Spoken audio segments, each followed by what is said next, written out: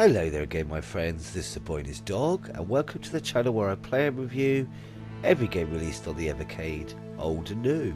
In today's episode I thought, as we have the complete roadmap filled in, it was worth having a little gander through all we have in store for the remainder of the year, sharing my thoughts on what I'm most excited about as we go, along with a few notes of stuff I will be doing on this channel during the year as well. Let's get started.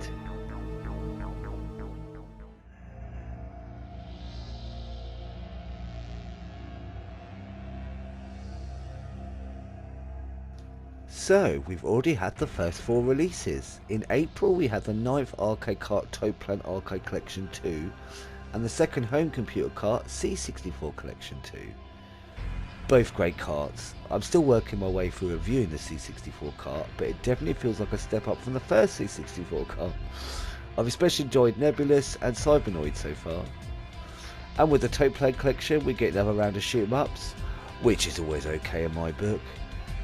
In May we got our first Amiga cart with the Team 17 collection and our third Pico Interactive collection.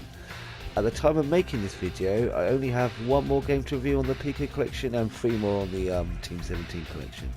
They've both been damn fine carts. The Team 17 collection of course holds a special place in my heart, that damn Alien Breed trilogy, and on the Pico collection you really can't go wrong with a bash on Radical Bikers. It's so good. That's 41 games already this year, not including the Indie Heroes Collection 2 we got at the start. We've had a break for 2 months. You'd think there'd be enough time to catch up with the reviews, but alas. We have needed the break though, because it's non-stop from here on out.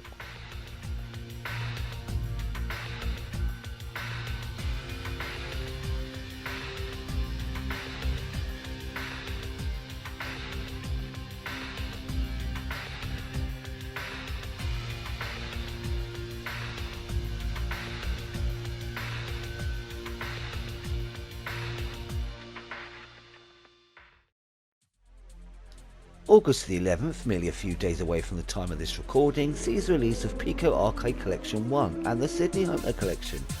I will admit that both carts' entire collections are new to me, which means there's nothing I can point to being particularly excited about. I'm not a huge beat 'em up fan, though the 2 platformers do look a little bit Parasol Stars style, which I always like, and Steel Force looks to be awesome top-down view shenanigans. Sydney Hunter looks good enough, though it's only 4 games, so I'm hoping there's a decent amount to these titles. Though these 2 carts aren't the big hitters like all that are coming up later, they are important in another way. Pico Arcade Collection 1 will mark the 10th Evercade arcade cart, and Sydney Hunter will mark, can you believe it, the 30th Evercade console cart. Now the plan has always been every 10 carts I do a complete collection ranking. I ranked all 20 on my old channel, long since deleted, and my original top 10 on my old blog, where it all began. So I was going to be ranking all 30 consoles on all 10 arcade collections, but as we've got such big hitters around the corner I decided to wait until December and do all 36 console, all 10 arcade and the first 5 home computer collections. Fuck it, let's do a ranking blowout Christmas.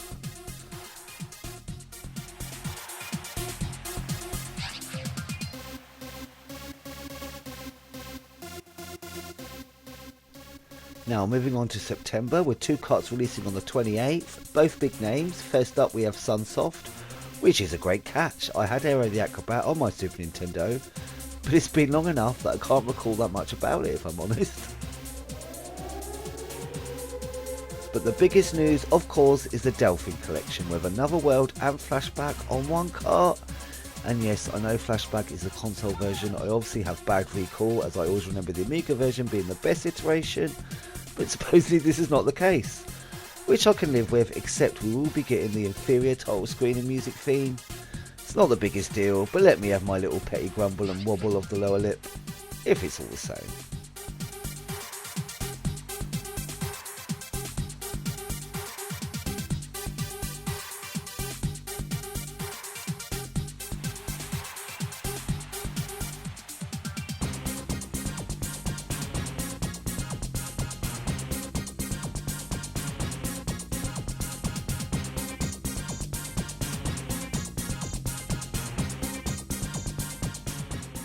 October is massive for a couple of reasons. If you were interested, the Super Pocket Tato and Capcom editions are being released on October the 26th. Why I'm bringing it up here is they are compatible with all Evercade carts, and at this moment in time it's the only way to play the Taito games on a Blaze console.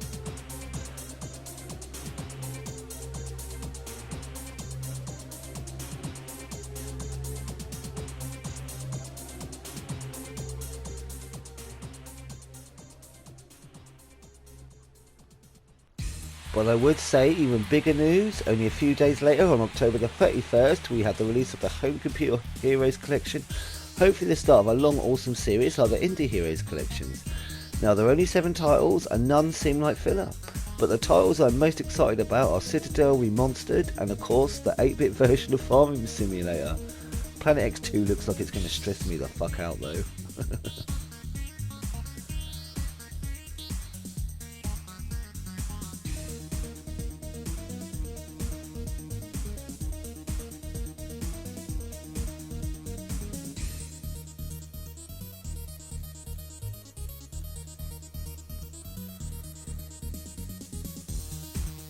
But I would have to say the biggest news of October is our first single game for the Evercade, Full Void. Of all the types of games I would be fine with being on a single cart, it's something like this. And coming the month after Another World and Flashback, it's just perfect timing. And of course that special edition is damn tasty. More of this please Blaze.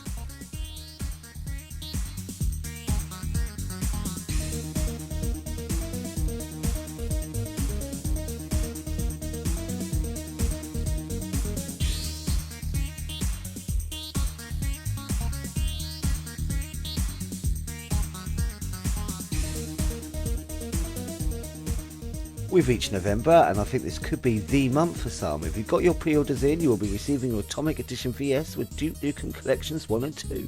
Collection 1 being the highlight were not only the legendary Duke Nukem 3D, but versions of Duke Nukem 1 and 2 remastered from the ground up exclusive for Evercade, and of which we are promised a behind the scenes closer look later this month.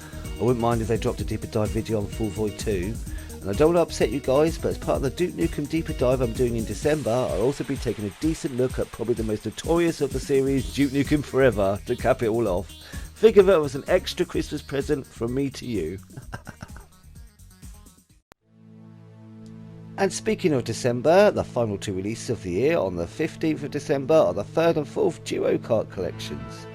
Good Boy Galaxy with Witch and Wiz and Demons of Asterborg with Aster Bros. Well, we know where this boy's bread buttered, so I'm most excited for Good Boy Galaxy. Old biscuits indeed. I think Witch and Wiz will likely grow on me the more I play it.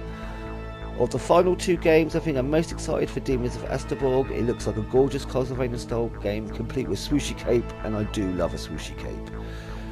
Aster Bros is a cool looking roguelike game. Those sort of games can go either way depending on how it's balanced, but I'm quite excited to find out. So there we have it, the lineup for 2023, and I think even without the new hardware like last 2 years offered, though I guess you could include the Super Pockets, this is still probably the strongest lineup we've ever had. Out of all that, if I could pick my top 3 things I'm most excited about, it would be at 3 Delphine Collection, at number 2 the Atomic Edition vs Duke Nukem Collection, and at number 1 Full Void Special Edition. Yeah, I've been completely won over by that game from the trailer and short snippets of behind the scenes we saw in the showcase. So of all the releases coming up this year, what are you most looking forward to, and is there anything here you are not interested in at all? How do you think this year is shaping up compared to previous years, and does this make you excited for next year? Is there anything you think, come on guys, why haven't we had such and such yet? I'm still pining for profiles on my leaderboards and achievements, though as time carries on I feel less and less like we will be getting them. And if you've made it here to the end of the video, thanks ever so much for joining me. Please leave a thumbs up or comment if you'd like. Either way, I'm just chuffed you poked your head in to take a gander. As always, I hope you're having an awesome day, my friends. And until next time, be seeing you.